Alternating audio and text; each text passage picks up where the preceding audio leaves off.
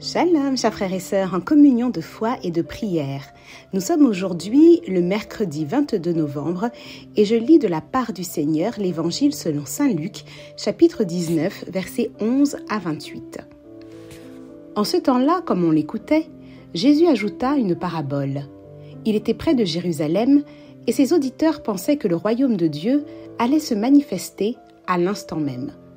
Voici donc ce qu'il dit. Un homme de la noblesse partit dans un pays lointain pour se faire donner la royauté et revenir ensuite. Il appela 10 de ses serviteurs et remit à chacun une somme de la valeur d'une mine.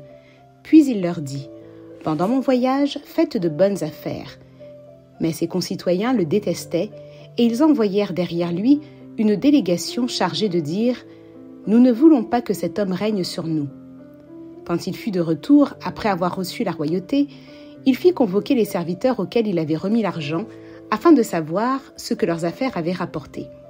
Le premier se présenta et dit « Seigneur, la somme que tu m'avais remise a été multipliée par 10. » Le roi lui déclara « Très bien, bon serviteur.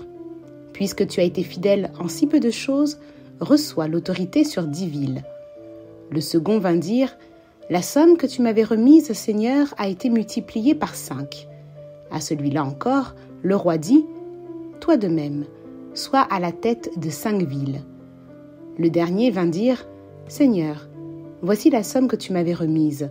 Je l'ai gardée, enveloppée dans un linge. En effet, j'avais peur de toi, car tu es un homme exigeant.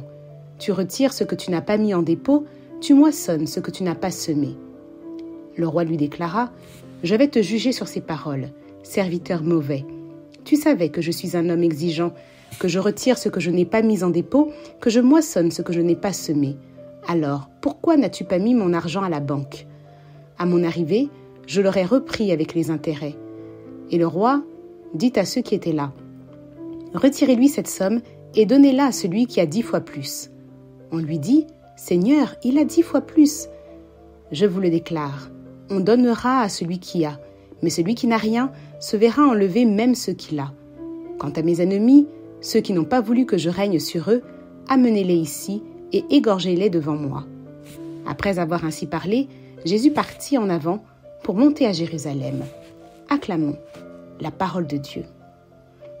Amen. Dans ce passage, voilà que le Seigneur nous enseigne. Que ton oui soit oui, que ton non soit non. Le Seigneur ne nous désire pas tiède, il nous désire plein, entier et acquis à sa cause, aimant le Seigneur, voulant le suivre. Alors nous ne pouvons pas être hypocrites. Si nous nous levons comme des chrétiens, soyons des chrétiens debout et agissants. Le Saint-Esprit nous revêt de force, de zèle et de foi pour agir dans le monde. Voilà, donc ne soyons pas timides, ne soyons pas tièdes, ne soyons pas endormis. Vraiment, Saint-Esprit, donne-nous la grâce aujourd'hui de voir ce pas que nous faisons vers toi. Pour te dire que oui, parfois nous avons dit oui, mais sans avoir vraiment envie d'agir, que nous nous déclarons croyants, mais sans pratiquer, que parfois nous voulons rester tranquilles, sans problème, sans avoir la charge de la vie de chrétien et nous préférons rester au repos. Alors viens, Saint-Esprit, viens nous secouer un peu, viens nous mettre debout, pour que nous puissions marcher dans ce monde, car le monde attend en vérité la révélation des enfants de Dieu. Je vous souhaite à tous une belle journée, soyez bénis dans le nom de Jésus.